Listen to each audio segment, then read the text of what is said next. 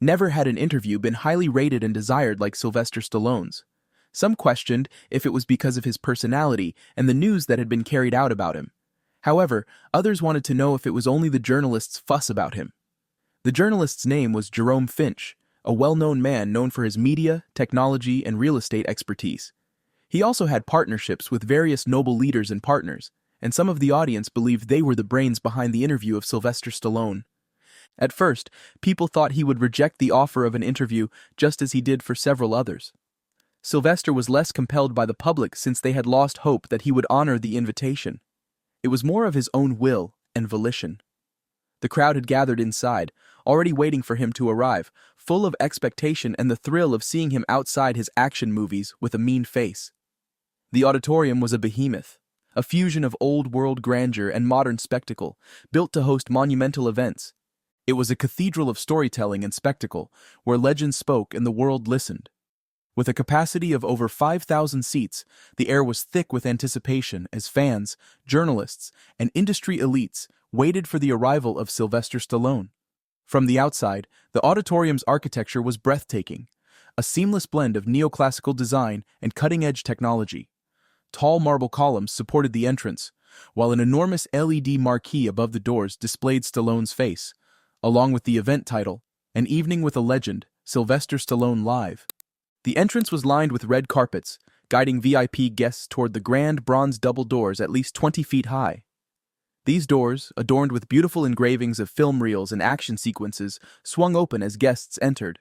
Security teams, dressed in sleek black suits, managed the flow of attendees, scanning tickets and checking credentials. A few limousines rolled up, dropping off elite guests, directors, actors, and boxing champions, all here to witness Stallone's presence. The guests came, not only to see Sylvester, but to honor Jerome. The lights were beautifully lit, radiating different colors on the stage, and a center LED light was on Jerome, and the other royal seat was prepared for Sylvester Stallone. While people awaited the presence of the legend, Sylvester Stallone, Jerome started in a cool tone. "I want to greet you all, a wonderful evening." The hall roared in claps and whistles ringing from right to left. Thank you," Jerome said, taking a little bow on his seat. "Now, I know some of you are expecting some thrill and action tonight, and I am not here to burst your bubble. I am also not here to fumble. I am here to tell you that you will get all the action, but not in guns and multiple headshots." Giggles could be heard from different corners of the hall. Jerome signaled to them to bring the laughter down. "We haven't started yet, and y'all are laughing? What happens when we begin?" Some comments were made before the hall fell silent. Jerome took a deep breath and smiled. Before he spoke, a young man brisked to the stage from the curtains at the back and whispered to his ears. Jerome whispered back, and the man nodded before leaving. "Ladies and gentlemen," Jerome continued, still in his seat, "our long-awaited legend is here. Let's welcome him with a royal standing and clapping ovation." The lights went up, and a large majority stood on their feet, their hands roaring in unison. Sylvester Stallone emerged from the curtains, the light fixated on him. While some screamed in joy, others booed him. The claps went down immediately. He shook hands with Jerome. Jerome waved his hands in the air, and the lights went down, focusing only on them. A few cameras were positioned strategically around the room, capturing the conversation from different angles. A crew member with a boom mic stood off to the side, ensuring that every word was recorded clearly as he worked with the rest of the media team scattered around the hall. "You can have your seat," Jerome said to Sylvester, who sat gently, taking every movement with caution.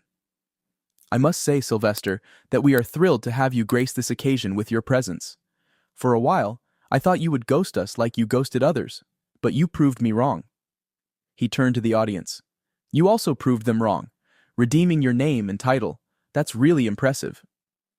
The crowd eagerly expected a response from Sylvester, but he looked calmer. Sylvester gently turned his gaze around the room, trying to settle his eyes with the brightness of light shining at him. After a minute of silence, Sylvester spoke up. "I am not trying to redeem my name. If you do not know why I did not show up for the interview, don't go ahead making false stories." Sylvester ended with a straight face.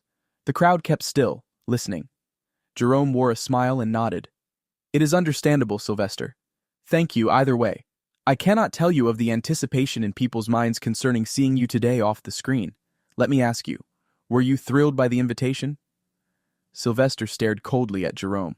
"Nothing thrills me these days. I simply focus on what is right, expected, and necessary for me to do. What about the past? Nothing thrilled you those days? Not even Rocky or Rambo? The crowd jeered for some seconds.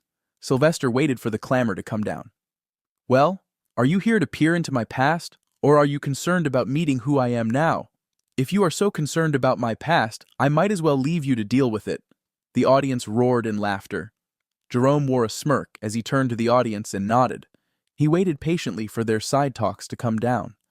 Jerome leaned backward and said, "You forget that your past was also your present at one time, just as now will soon be the past.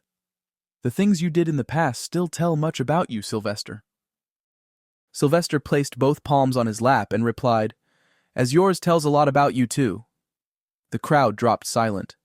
Jerome flinched, but composed himself immediately with a fake smile. A part of the audience noticed, but a larger part wanted to get the thrill of the humiliation Sylvester would go through. Jerome looked at the front row again, his eyes meeting several dignitaries and senior colleagues he had invited. He knew how to win without fighting. He cleared his throat and decided to pick Sylvester's pain point. You've had multiple divorces and personal tragedies. Looking back, do you think you prioritized your career over your family, Sylvester, or did you make the wrong choices? The audience laughed hysterically, and that eased the tension in the hall. Sylvester was not going to speak unless he had pin-drop silence. Jerome looked at him and saw the calm expression on his face. He turned to the audience, waiting for their silence. Their comments were extended more than normal. Sylvester spoke after he achieved a level of composure and silence from the audience.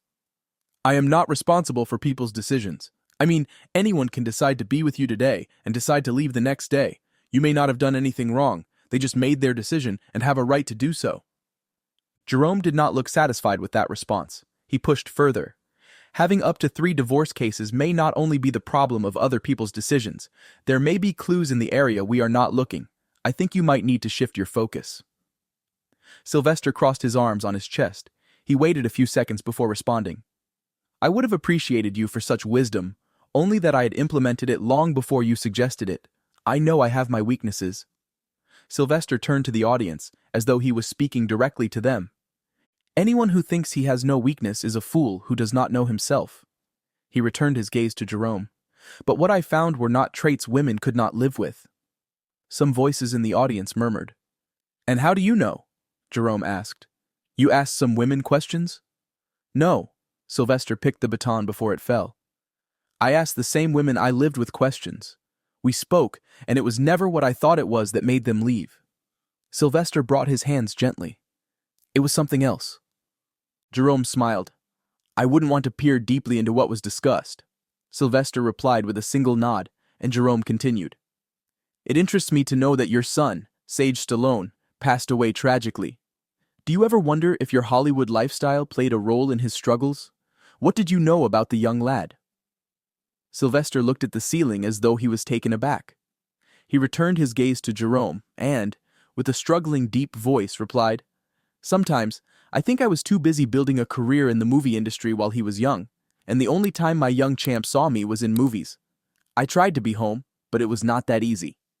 Sylvester kept mute and then continued. Death is inevitable, but I fell apart when he passed away. He was the true legend, taking after my genes, dreams, and blood. The crowd revealed his emotions and mirrored a sense of pain and loss as he spoke. Sylvester pulled up a fake smile. Hollywood has its pros and cons, and I always advise people to consider both before venturing into it. There is pressure, what the media says, the face the people give you, and the script your directors want you to act, and you have only one job, to fit in. To fit into every one of their expectations and demands. He paused, then continued. Well, I am not here to give details about my job, but just so you know, consider the career well before stepping on it, and I advise you, he looked at the audience, speak to someone in the industry about it first. They will give you some story beyond what the surface looks like. Jerome smiled as the audience clapped in satisfaction. Thank you, Jerome replied, looking directly at Sylvester. You wrote Rocky, but some critics say it's a basic underdog story with cliché dialogue. Do you really see yourself as an exceptional writer? Sylvester thought for a while before he shrugged and said, People, especially critics, have one thing in common, freedom of speech, and no one is going to take that from them. but they do not understand that there is always a first time for something, and failing at something is way better than being successful at nothing. He sighed confidently and continued, I do not care what they say or think. I am only concerned about the outcome of the movie. Aside from being given a golden platform and an upgrade in my career, I got the Academy Award for Best Picture. The audience clapped, and I am sure none of those critics have that on their shelves. Sylvester made the people laugh in amusement. It looked like Jerome Finch was the one at the receiving end. He managed to comport himself, strengthening his resolve to make Sylvester Stallone pay. Jerome Finch watched Sylvester drink from the cup of water beside him while he spoke. You've spent decades making sequels and remakes instead of taking creative risks. Are you afraid to step out of your comfort zone or lack artistic credibility? Comments were heard from the hall while Jerome smirked, feeling accomplished. Sylvester knew every word was being recorded, and there was a tendency for his statements to be blown beyond proportion. He could not discredit himself where he was. If he did not make any reply, he was consenting to Finch's statement, and the wrong response could also sabotage the career he had spent ample years building. He took from his cup again, easing the tension. I will say, Sylvester started, I am passionate about continuity and driving values home, not just entertaining individuals. Entertainment is good, but values are better. Rumors spread across the hall. I am not against entertainment, but I know what I am to supply the movie industry, and I do just that. You call them remakes, I call them intentional repetition. Except you do not know that repetition is the mother of learning. I am focused on making people learn what is worth their life and commitment beyond entertainment.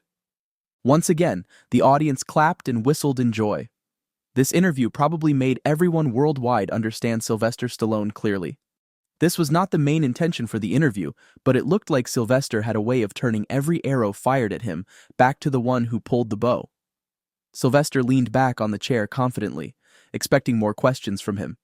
Jerome Finch was pushed to the wall, burning with fury, but managed to professionally hide it in his voice.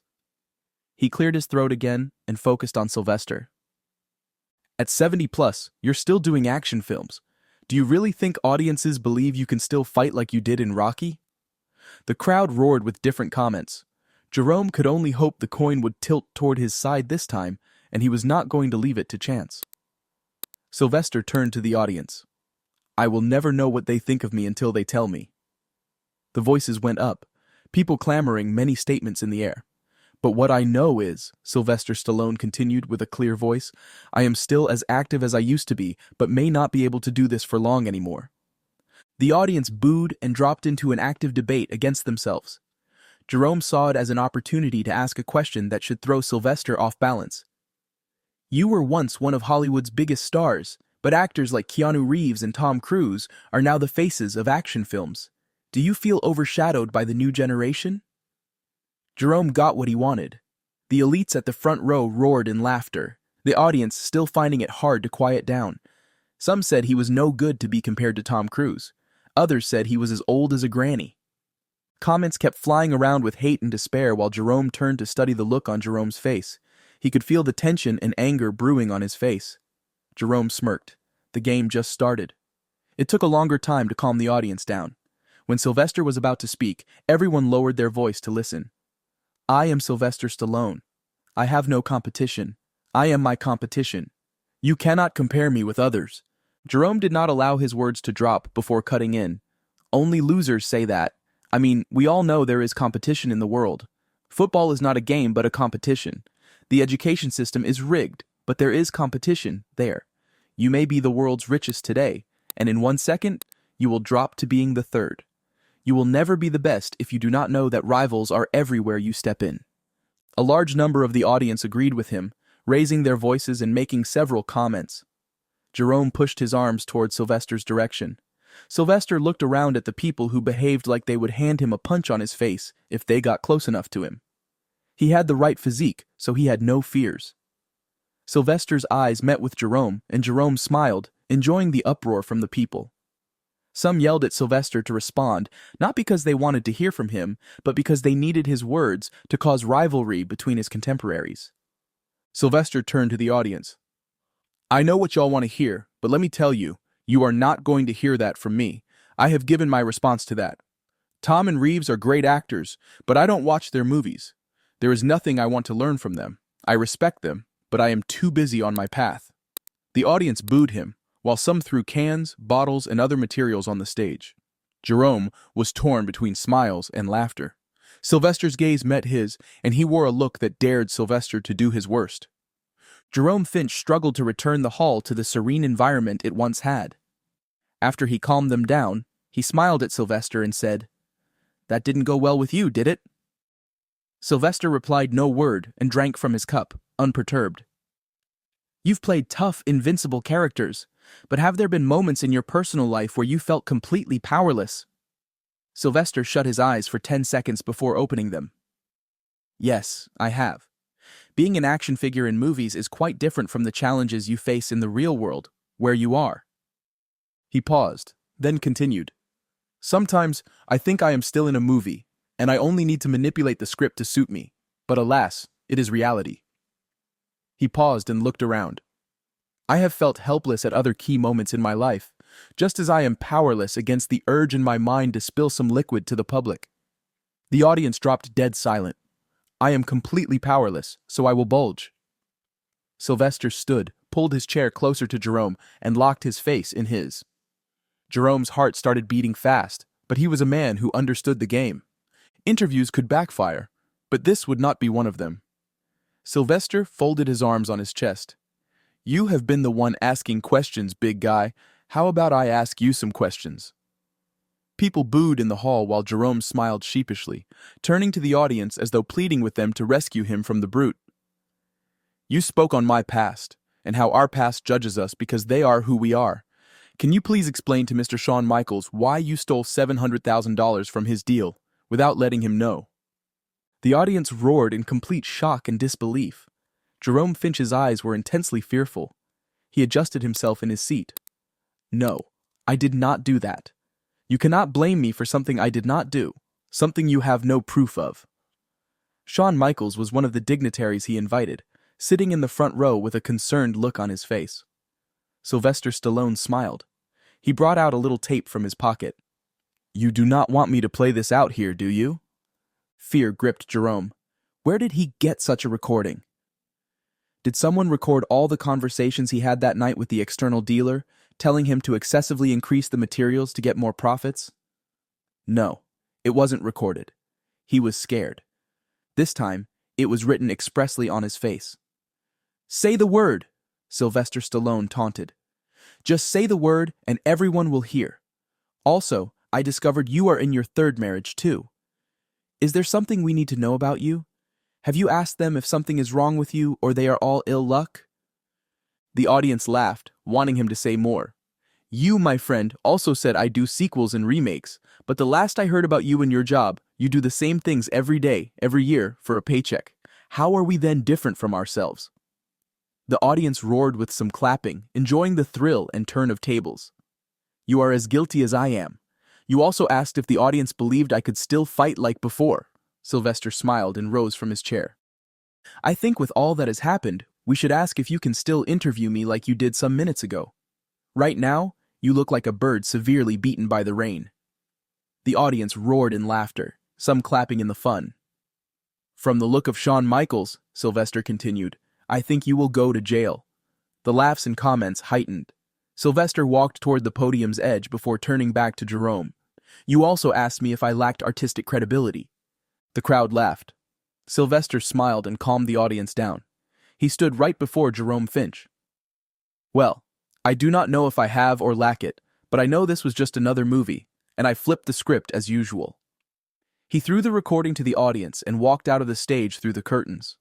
The crowd roared in several screams, noises, and movements. Some rushed to meet with Jerome, while others kept striving to find Sylvester Stallone, the legend who flipped the script and won without lifting a muscle. What can you say about the way Sylvester Stallone gave Jerome a taste of his own medicine? Share your thoughts in the comments. If you enjoyed this video, like, share, and subscribe to this channel. Before you go, watch the other videos on your screen. See you next time.